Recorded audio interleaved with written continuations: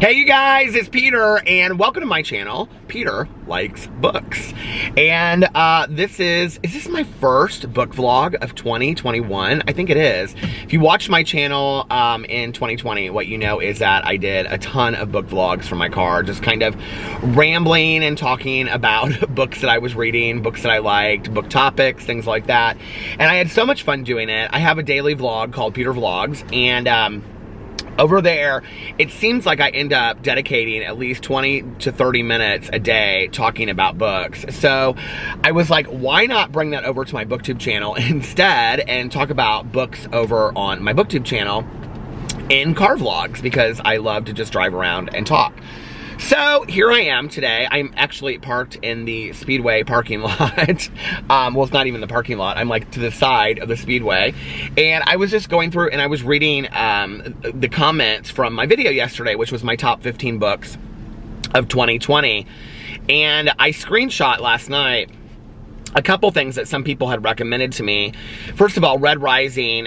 Candace said, Peter, have you read Red Rising? So good. So I think it's by Pierce Brown.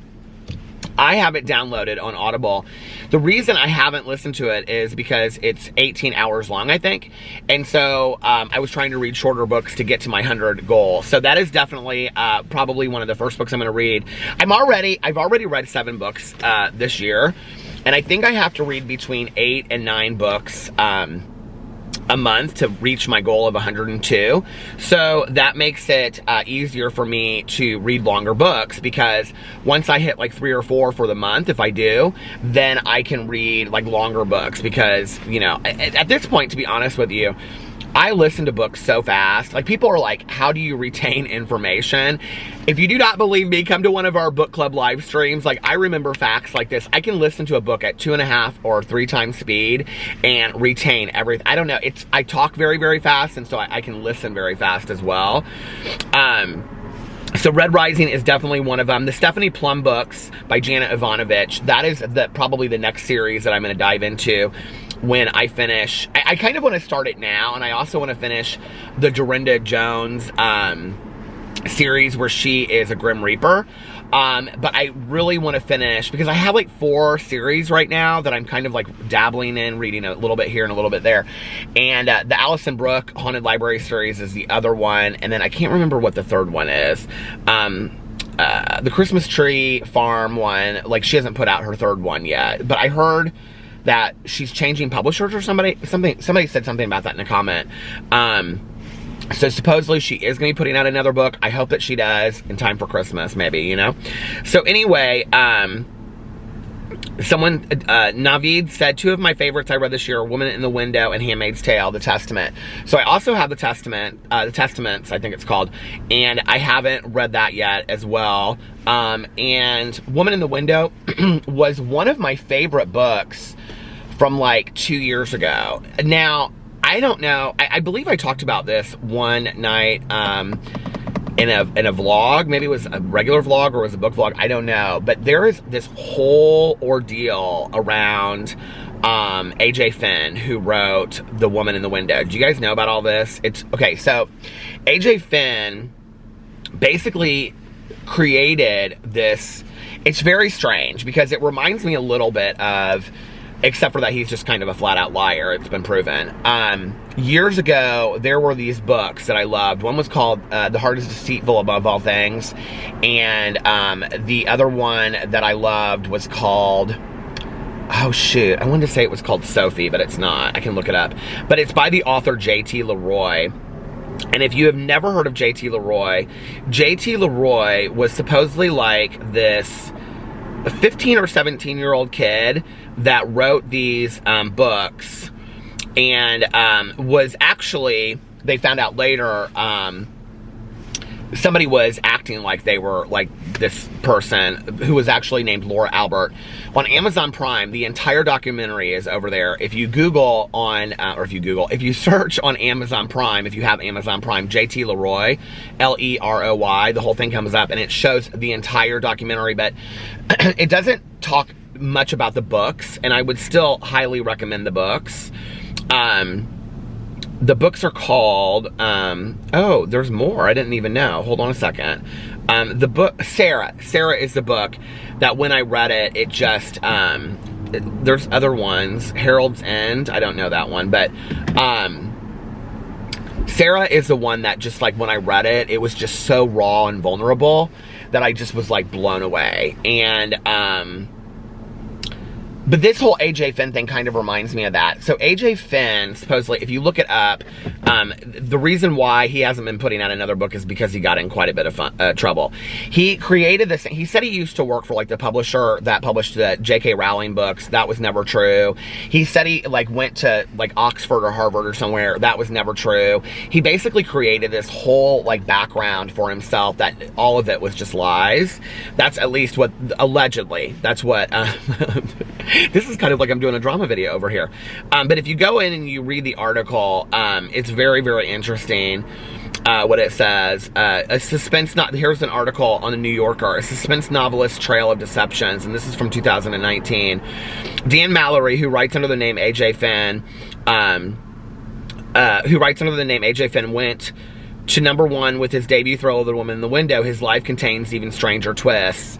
So it was supposed to become a movie and all this kind of stuff, and they've kind of held back on that because of that, which makes me sad because, honest to God, The Woman in the Window was probably one of my favorite books ever. So it's very strange. If you go to the article and read it, you can just Google AJ Finn and it'll tell you the whole background story of this guy. Like, it's very much like, did you ever see The Talented Mr. Ripley? It really reminds me of The Talented Mr. Ripley a lot. By Patricia Highsmith. Oh, have you ever read any of her books? I think that might be the only book of hers. I don't even know if I finished that book. I have like 3 of her books, and I don't know if I've ever finished one. I feel like I finished that book. I don't know. But anyway, let's get into some of the other comments I want to see.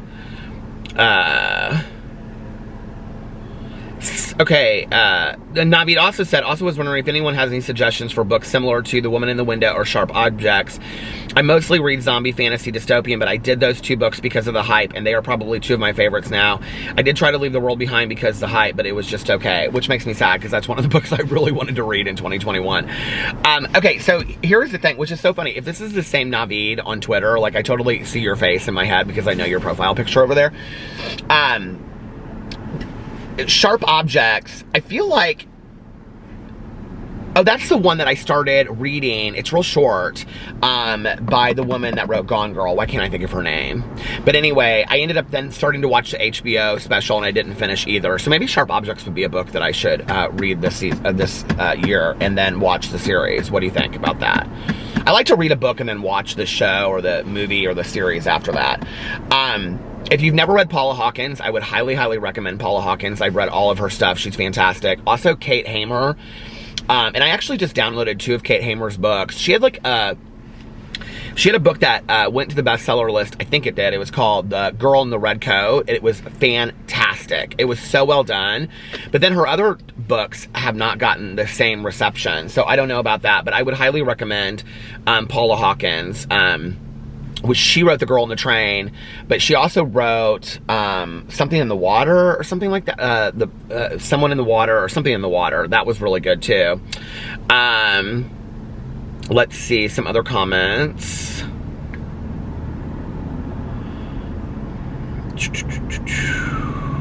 lot of people are saying stuff about the Misfortune series.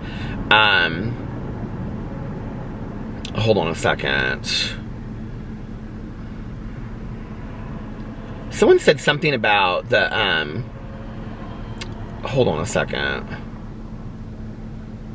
Well, first of all, also, if you like zombie books, my favorite, because I love zombie books too, my favorite is the Rhiannon Frater trilogy, As the World Dies. They're unbelievable. They're unbelievable. They're fantastic.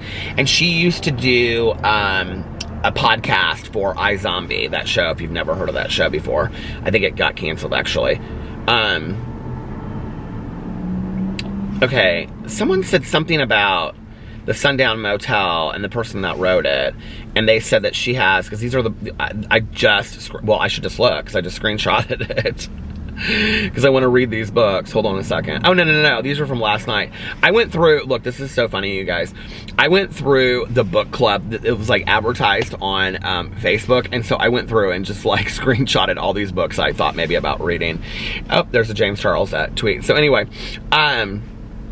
where was, somebody said something about, hold on a second. Something in the Water. Okay, that's not the book that I was talking about by Paula Hawkins, I don't think. But I have that book downloaded. I have a lot of these books downloaded on Audible and I just haven't read them yet. Where was the one where somebody said something about...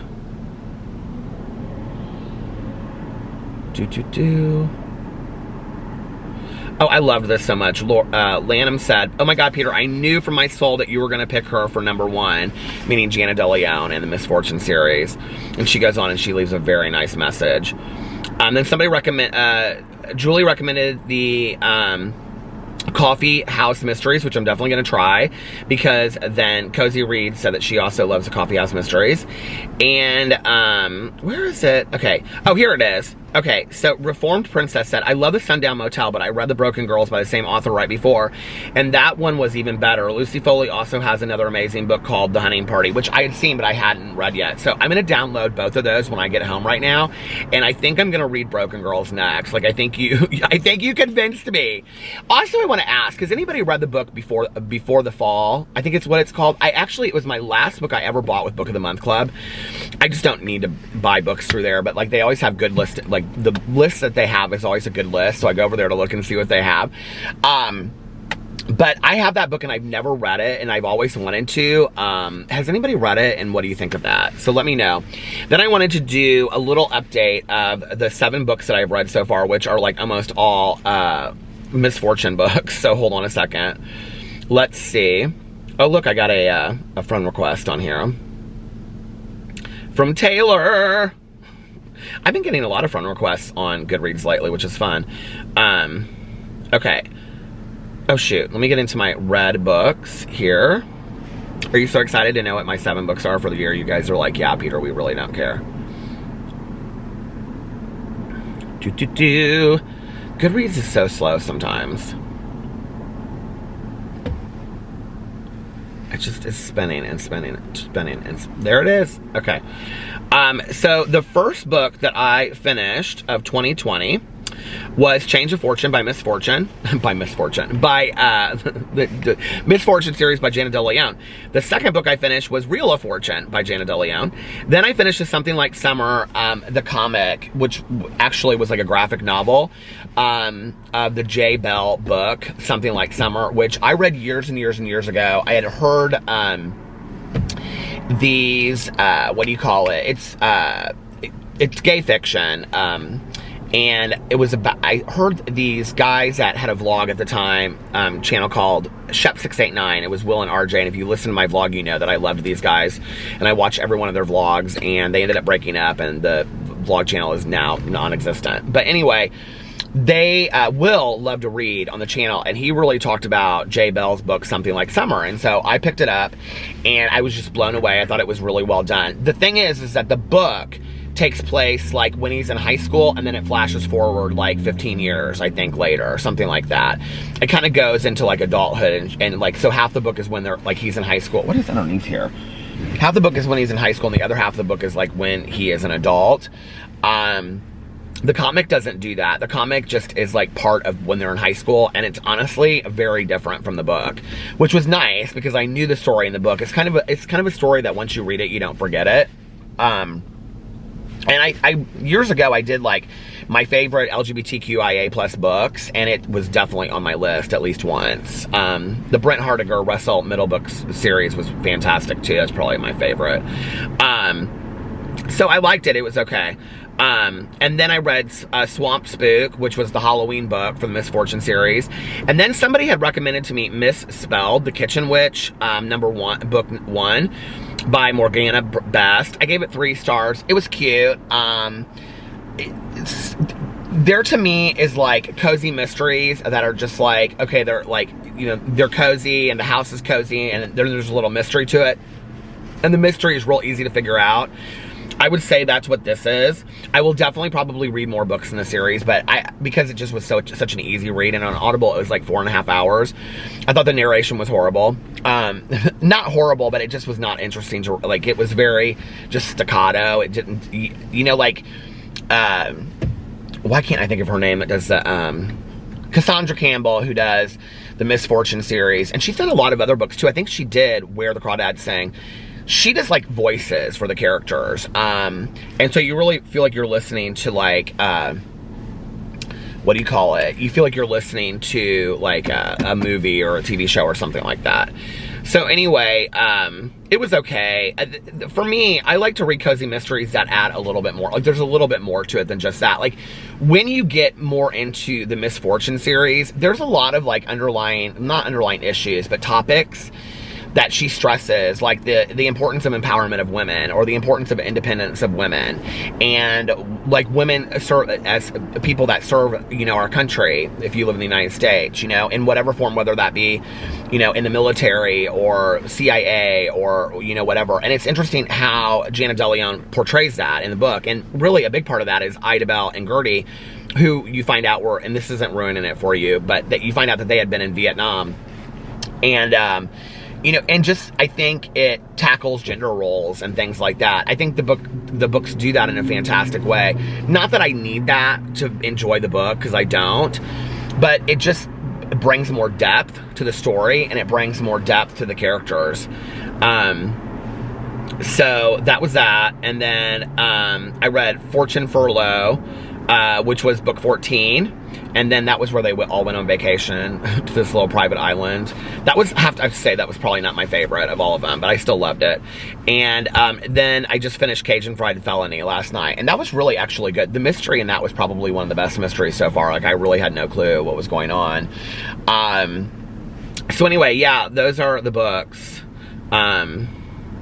It's interesting because sometimes, like, there will be like a joke that is made in the book, and I'm kind of like, ooh, like, I don't know what I think about that joke. You know what I mean? Like, I wouldn't necessarily say problematic or cringy, but it just is like, why was that necessary?